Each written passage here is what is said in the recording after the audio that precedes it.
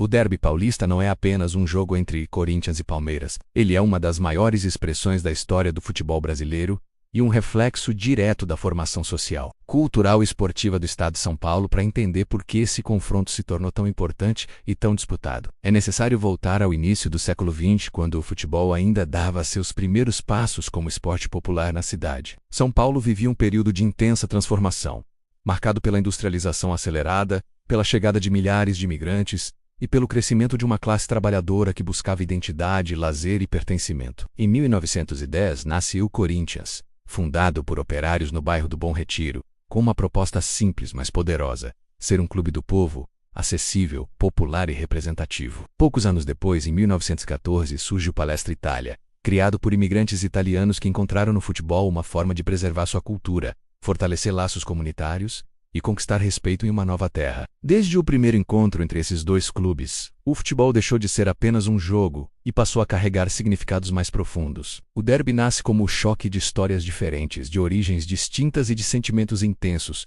todos canalizados dentro das quatro linhas, transformando cada partida em algo maior do que 90 minutos. Com o passar dos anos, o confronto entre Corinthians e Palestra Itália ganhou força, intensidade e relevância. Os jogos eram disputados com entrega total, e cada vitória tinha um peso simbólico enorme para jogadores e torcedores. Não se tratava apenas de vencer um adversário, mas de afirmar uma identidade. A rivalidade cresceu porque havia equilíbrio, competitividade real e emoção genuína. Nenhum dos dois aceitava perder para o outro, e isso elevava o nível do futebol praticado. Durante a Segunda Guerra Mundial, o Palestra Itália foi obrigado a mudar de nome, dando origem ao Palmeiras em um dos momentos mais delicados de sua história. Esse período fortaleceu ainda mais o clube e, consequentemente, a rivalidade. A resposta veio dentro de campo, com títulos, grandes atuações e a afirmação definitiva como um dos gigantes do futebol paulista. A partir desse momento, Corinthians e Palmeiras passaram a protagonizar decisões, finais e jogos históricos que ajudaram a moldar o futebol no estado. O derby se transformou em um evento que parava a cidade,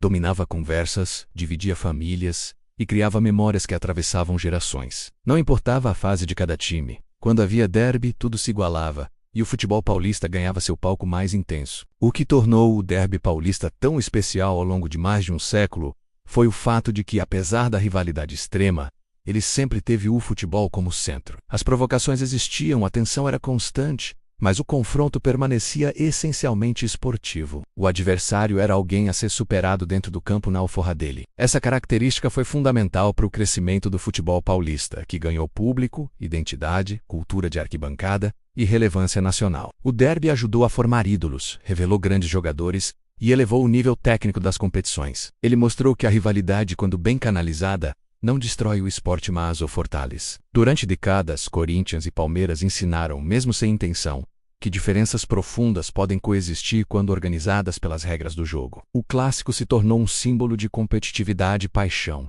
algo que todo grande centro esportivo precisa para evoluir. No entanto, à medida que o tempo passou e a sociedade se tornou mais polarizada, o esporte começou a enfrentar um desafio delicado e cada vez mais presente: a politização excessiva. O futebol sempre refletiu a sociedade, seus conflitos e suas transformações, mas também sempre funcionou como um espaço de pausa, um território comum onde pessoas com ideias diferentes podiam se encontrar por uma paixão compartilhada. Quando o esporte passa a ser constantemente usado como palco para disputas ideológicas, esse equilíbrio se rompe. A rivalidade esportiva começa a se misturar com conflitos externos, e o torcedor deixa de discutir apenas o jogo, o lance ou o resultado. O futebol que antes unia passa a carregar tensões que já existem fora dele, ampliando divisões em vez de reduzi-las. Esse processo é perigoso porque afasta parte do público, enfraquece a experiência coletiva e transforma o esporte em mais uma arena de conflito, quando ele sempre foi um espaço de encontro. A politização excessiva afeta diretamente a relação do torcedor com o esporte. Muitas pessoas acompanham o futebol como forma de lazer, de escape da rotina e de alívio emocional. Quando o ambiente esportivo se torna carregado de disputas ideológicas constantes, esse refúgio deixa de existir. O torcedor passa a se sentir pressionado, deslocado ou até excluído, simplesmente por não compartilhar determinadas posições externas ao jogo. Isso reduz o alcance do esporte, diminui o interesse e enfraquece a paixão que sustenta clubes e competições. O futebol perde parte de sua força cultural quando deixa de ser um espaço onde todos cabem. independentemente de suas visões pessoais fora do campo. Os atletas também sofrem diretamente com esse processo. Jogadores são formados para competir, treinar, evoluir tecnicamente e performar sob pressão esportiva. Quando passam a ser cobrados por posicionamentos ideológicos, o foco se perde. O desempenho em campo deixa de ser o principal critério de avaliação, e a pressão se torna ainda maior. O silêncio passa a ser interpretado, a opinião vira obrigação, e o erro esportivo ganha um peso que ultrapassa o jogo. Isso afeta a saúde mental, o rendimento e até a longevidade da carreira de muitos atletas. Clubes e federações, por sua vez, enfrentam o risco de perder credibilidade quando são vistos como parciais. O torcedor confia no esporte quando acredita que ele é justo, equilibrado e decidido por critérios técnicos. Quando essa confiança se abala,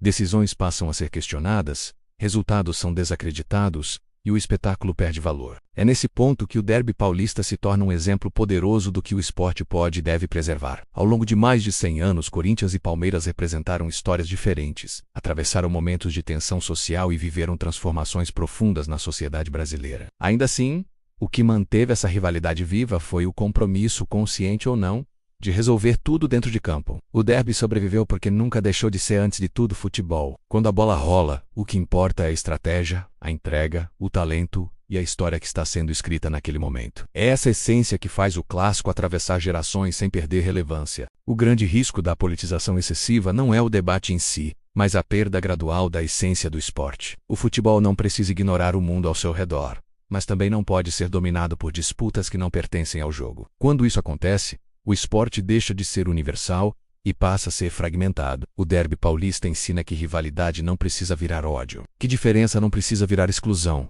e que o esporte é mais forte quando consegue equilibrar emoção e neutralidade. Ele mostra que é possível competir com intensidade máxima sem perder o respeito às regras e ao adversário. No fim, a grande lição do derby paulista e do futebol como um todo é simples, mas profunda. O esporte cresce quando une, mesmo na rivalidade. Ele se fortalece quando permite que pessoas diferentes compartilhem o mesmo espaço, discordem apenas dentro das quatro linhas e saiam dali com histórias para contar. Enquanto clássicos como o derby continuarem sendo decididos pelo que acontece dentro do campo, eles seguirão eternos. Porque no futebol, quando o equilíbrio é preservado, a rivalidade vira espetáculo, a diferença vira identidade, e o jogo se torna maior do que qualquer divisão.